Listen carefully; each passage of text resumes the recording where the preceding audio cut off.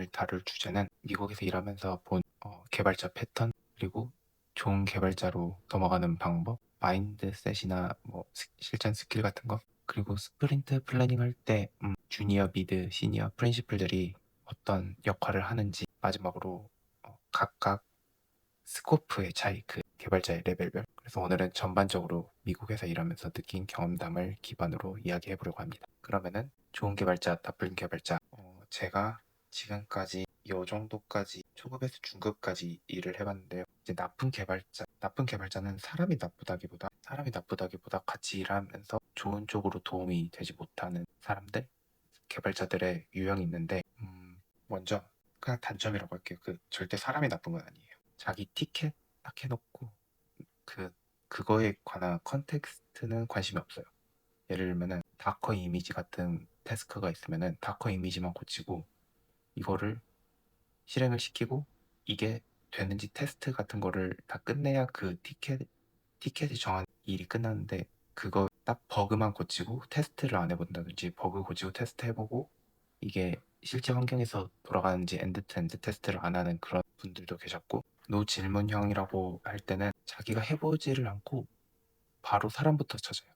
예를 들어서 저 같은 경우는 구글을 찾아보고, 뭐 스택 오버플로우 찾아보고, 그리고 그리고 뭐 깃허브 플리캐스트, 아니면 뭐 인터널 그 코드베이스 이런 거. 그 다음에 내가 뭘 정확하게 모르는지 구체화 시킨 다음에 코어커 시간을 쓰는 게, 저는 보통 이렇게 하는데, 그리고 다른 사람들도 그렇게 해줬으면 좋겠다고 생각을 하는데, 이거 안 하고 바로 저한테 와요. 그러면은 결국에는 내가 이 티켓이 있었으면은 내가 이거를 읽고 이거를 다 일일이 찾아보고 그 다음에 그 사람한테 다시 얘기를 해줘야 돼요. 그러면은 이 사람은 딸깍하면은 저는 이걸 다 해보고 와가지고 이 사람한테, 아 이거 이런 거니까 이런 걸로 하면 돼. 그러면은 제 시간은 정해져 있는데 여기서 제 시간이 날라가고, 이 사람은 또 이걸 다 해야 되니까 이런 거를 안 하고 제가 또 설명해 주는 거에만 의존하다 보니까, 또 이게 한두 번 왔다 갔다 하는 게 아니라 몇 번씩 왔다 갔다 해야 돼서 그런 단점이 있다. 그리고 세 번, 옵스에 관심이 없어요. 그러니까 오퍼레이션. 이 사람이 내가 코드를 변경하고 프로덕션까지 가서 이게 정상적으로 작동되는지 이걸 확인해야 되는데, 어, 딸깍 커밋하고 나서 이제 세브 이런 거 올리는 거죠. 세브 0, 1, 2. 이 세브 같은 경우는 잠깐 사이드로 빠지면 하면 온콘이라고 하는 건데, 한 사람이 원데이부터 프라이데이까지 무슨 장애가 터지면은 페이지를 받고, 그러면은 그 페이지를 받으면은 그거에 대해서 이 장애가 끝날 때까지 대처를 해야 돼요. 보통 자기 프로덕트가 문제가 생기면은 거기에만 대처를 하면 되는데, 내 프로덕트가 뭐 다른 프로덕트에 의존이 돼 있다 그러면 그 팀이랑 연락을 해가지고 그 문제를 끝까지 해결해야 되는 그런 온콜인데, 이제 보통 나쁜 개발자들이 의도는 나쁘지 않았지만 테스트 안 하고 코드 멀지하고 나중에 세브가 터지고, 그럼 이 사람이 다시 이걸 다시 가가지고, 아 이렇게 해서 이 사람이 잘못을 한 걸 찾아서 고쳐서 문제를 해결해야 돼요. 그래서 넘어가자면, 좋은 개발자라고 생각하는 거는 처음에 그 리퀘어먼트가 오면은 보통 이제 리퀘어먼트 티켓이 있는데 이것도 제대로 안 써 있는 경우가 많아요. 그러면은 이런 거를 구체화를 해야 돼요. 그리고 이게 프로덕트에 어떤 영향을 미칠지. 예를 들면은 뭐 웹사이트에 그림이 3개가 있다고 해볼게요. 근데 리퀘어먼트로 여기에 이제 4개를 넣으래. 그러면은 나는 이 그림만 하나만 넣으면 돼. 근데 4개를 넣었어. 근데 화면은 3개만.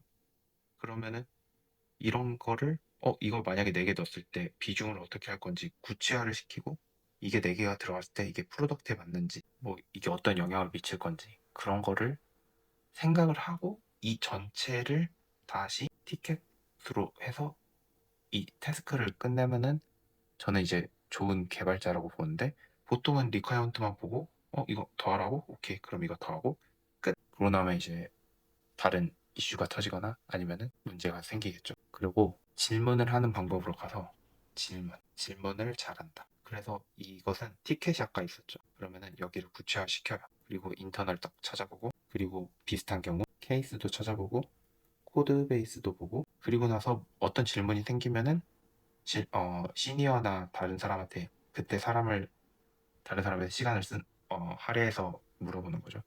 그러면은 이 질문을 할 때 1번 이렇게 물어보는 사람이랑 2번 리퀘어먼트 읽고 이게 뭐지? 하고 이렇게 물어보는 사람이랑 이 사람은 어떻게 생각할지가 보이죠. 아, 이 사람은 이런 것까지 과정을 가져와서 나한테 물어보니까 내가 중요한 흐름만 딱 잡아주면 되는데 이렇게 오면은 이렇게 와서 물어볼 수 있는 사람은 진짜 입사한 지 한 달? 너무 모를 때. 그럴 때만 가능하지. 입사한 지 한 3달 이상부터 이렇게 물어본다는 거는 조금 이제 팀적으로도 안 좋죠. 그래서 좋은 개발자들의 특징은 이런 루트로 질문을 한다. 이거는 저는 비추. 그리고 내가 이 태스크를 끝내고 나서 다음에 어떤 영향을 미칠지도 고려를 해야 된다. 그러면은 두 번째 주제로 나쁜 개발자에서 탈출하는 법 혹은 좋은 개발자로 넘어가는 법. 1번은 저는 이제 질문이라고 생각해요. 예를 들어서 나한테 주어진 일에서 문제를 정의하는데 이게 클리어하지 않다면은 아까 했던 방법을 한 다음에 주어진 작업을 하기 전에 이 요구 사항이 맞는지 다른 엣지 케이스들이 있는지를 생각을 해보고 그거를 티켓 리퀘어먼트에 다시 정리를 하고 그 다음에 일을 시작해야 좋다고 생각합니다. 그리고 내가 짜는 함수 그리고 서비스 그리고 여러 서비스들 사이에 인터랙션이 있을 건데 그거를 하기 전에 미리 생각을 하면서 코드를 짜야 돼요. 예를 들어서 내가 코드를 커밋했을 때 이런 장애가 생기면 그때 가서 해야지 이런 생각하기보다 그런 장애가 생길 수 있으니까 내가 이번 코드 때 그것까지 핸들을 해야겠다. 그래서 이거는 뒤에서 설명을 하겠지만 주니어, 미드, 시니어, 프린시펄 이렇게 4단계로만 나눴을 때 보면은 여기서 보통 하는 일의 스코프는 뭐 예를 들어서 이 정도라면 미드는 이 정도고 시니어는 이 정도고 뭐 프린시펄은 이 정도겠죠. 그래서 보통 여기는 뭐 일주일, 뭐 미드 레벨은 한 달, 시니어 정도면 3달, 프린시플 정도면 1년 정도의 그 비전을 가지고 아니면 영향력을 가지고 일을 하는 편이라고 저는 보고 있거든요. 그러니까 주니어들은 태스크를 받아도 일주일 이상 넘길 그게 없어요. 뭐 일주일 이런 식으로 갈 수는 있어도 뭐 가끔 2주짜리 태스크가 있을 수도 있어도 보통은 일주일 안에 끝나는 보통은 3일, 보통은 5일. 미드 레벨로 가면은 그때부터는 일주일짜리 가끔씩 하지만 그래도 긴 호흡에 하면서 아래는 아니지만 이제 경험이 적은 사람들 좀 도움을 주고 그리고 보통 이제 3달짜리 하는 시니어한테 일을 조금 할애 받아가지고 하는 편이고 이제 시니어는 제가 그때 가면은 알려드리겠습니다. 이렇게 넘기면 안 되겠고 또 설명을 하자면은 주니어들은 모르는 걸 솔직히 말하고 애매모호한 거에 대해서 질문을 잘 해야 돼요. 왜냐면은 이게 뭐 3일짜리인지 5일짜리인지 감을 잡을 수도 없을 때도 있고 가끔씩 이 사이의 일들이 주어지면은 그때 돼서는 한 달짜리 일이 갑자기 주니어한테 주어지면은 그때 돼서는 주니어가 조금 버거워할 수도 있고 그러면서도 경험을 쌓을 수가 있는데 그렇기 때문에 애매모호한 거에 대해서 질문을 잘 해야 그런 헤매는 일이 좀 적다 그런 그리고 미드 레벨들은 여기서 이제 일이 오면은 한 달짜리 일을 쪼개야 돼요. 뭐 2주짜리 또 일주 여기서는 또 리서치하고 그리고 또 일주는 코딩 시작하고 그리고 일주는 뭐 QA 하면서 그리고 일주는 뭐 테스트를 이런 식으로 가진 않는데 그래서 이런 순차적인 거를 조금 나누고 그리고 각각 태스크 난이도 리스크를 좀 어느 정도 이해하고 그리고 하나 더 해야 할 게 이 정도 되면은 내가 예를 들어서 코딩에서는 막히지 않는데 QA에서 막힌다. 그러면은 매니저한테 아니면은 시니어한테 나 지금 여기까지 진행됐고 여기서 좀 막힌다 이런 피드백 루프를 자주 활용해야 이 사람은 여기서 기다릴 텐데 한 달 지났는데 아직도 여기 있다고 하면은 이제 커뮤니케이션에 문제가 있는 거예요. 그리고 이제 시니어들은 3달치 일, 뭐 6개월치 일을 하는데 보통 여기서부터는 미, 플래닝 미팅, 플랜을 하는 그런 단계인데 예를 들어서 이번 3개월 동안 쿼러에서는 여기까지만 뭐 일을 진행하고 쿼러4에는 여기 일을 진행하겠다. 그런데 외부에서 리퀘어먼트를 갖다 넣고 싶어 하잖아요. 이거를 잘 쳐내야 돼요.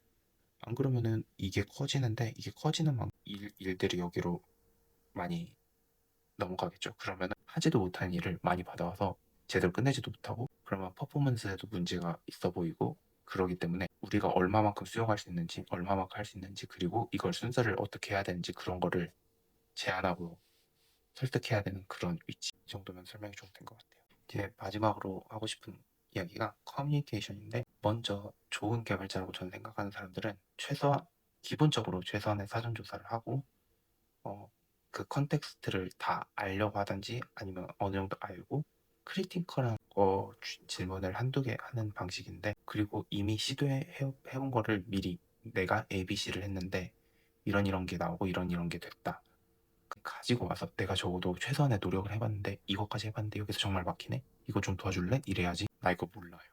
이런 식으로 오면은 정말 노답인데, 놀랍게도 10년 일하다 보니까 그런 분들을 몇 분 봤고, 그분들의 행방은 저는 잘 모르겠지만 많이 회사에서 이렇게 내보내지게 되더라고요. 그런데 그런 느낌에 있던 애매한 뭐랄까, 굿, 배드, 이 사이에 있던 분들은 이 방향으로 가면은 살아남는데, 여기에 머물러 있으면은 결국에는 이렇게 슬라이스 아웃되고 내보내진 경우를 많이 봤습니다. 그리고 내가 의도가 좋았어도 이쪽에 속하게 되면은 거기도 많이 내보내지더라고요. 그래서 좋은 사람이 아니라 좋은 퍼포먼스를 내는 사람이어야 살아남는다. 그래서 제가 이 그림을 그린 이유는, 저 같은 경우엔 저도 배드 이쪽이었는데 잘리진 않았어요. 왜냐면 마켓이 좋았거든요. 마켓이 좋으면은 굿이든 배드든 다들 갑자기 버핏이 한 말이 떠오르는데, 수영장 물이 빠져봐야 누가 수영복을 안 입고 놀고 있는지 알 수 있다는. 마켓이 좋으면은 굿이든 배드든 다 살아남는데, 마켓이 나쁘면은 여기부터 집에 가야 돼요. 여기를 보낼 수는 없잖아요. 그래서 저도 처음에는 커뮤니케이션이 한국 사람으로서 좀 잘 안 돼가지고 어디서 동영상을 보다가 그냥 허심탄회하게 매니저한테 말하라고 하고 시니어한테 말하라고 해서, 매니저한테 전 처음부터 나 정말 아무것도 모르겠다. 그러니까 내가 어디서부터 어떻게 해야 할지 좀 도움을 달라. 물론 내 사전조사는 다 하고, 나는 지금 뭐 SD2인데 SD3로 가고 싶고, 아니면 SD1인데 SD2로 가고 싶다. 아니면 내가 이런 프로젝트를 하고 있는데 뭐 비지빌리티가 안 좋다. 이런 거를 그냥 다 말하고, 그러면은 매니저는 자기가 할 수 있는 거를 저한테 알려주겠죠. 그러면은 이제 그러면서 커뮤니케이션? 그러면 우리가 앞으로 한 달마다 뭘 했는지 싱크업을 하자. 그래서 저는 이제 한 달 동안 내가 뭘 했는지 적어오던가, 한 달 동안 뭘 했는지 레포트 같은 거를 보여주면서, 나 이번에 이거를 했다. 그리고 이거는 나한테 경험이 좋았고 이거는 나한테 별로 도움이 안 됐는데 뭐 그래도 할만했다. 뭐 이런 식으로 하면서 내가 다음 레벨로 갈 수 있는 걸 좀 준비하려는 커뮤니케이션을 하고, 시니어 같은 경우는 회사는 뭐 6월에 한 번, 12월에 한 번 리뷰를 하거든요. 그때 받을 수도 있지만, 주기적으로 어느 커뮤니케이션을 하냐면, 나 요즘 이번 한 달 동안 뭐 아니면 다음 2주 동안은 이런 일을 하고 있고, 어, 어떤 게 필요하면 알려주라. 아니면은 그러니까 제가 뭘 하고 있는지 남들한테 알려줘요. 나 요즘 포커스 에어리어가 이거고, 요즘 갑자기 포커스 에어리어 B로 옮겨가는 중인데 뭐 A에 대해서 이슈가 있으면은 뭐 알려달라. 이런 식으로. 그러고 이제 저한테 도움을 요청한 사람들도 어디서 들었는데, 나이스한 거랑 카인드한 거랑 다르다고 그러더라고. 예를 들어서 이 사람의 문제를 가져와요. 이 사람의 문제가 내 문제가 되면은 그거는 그냥 호구 잡힌 거예요. 저도 40시간 이상 일 안 하려고 노력하는데, 얘 도와주면 내가 40시간 일해야 되는데 얘 플러스 알파. 그렇기 때문에 나이스 한다는 거는 그냥 내가 저 사람 일을 해줘 버리면 돼요. 그러면은 얘는 나한테 모아서 물어보면 일이 해결이 되네? 그럼 개꿀하고 와가지고 저한테 일을 다 덤핑하겠죠? 근데 저는 요즘은 어떻게 하냐면, 그냥 나는 이런 일을 하고 있어. 근데 너는 그거를 하려면은 어딜 가서 뭘 봐야 되는데 그걸 봤니? 이렇게 물어봐요.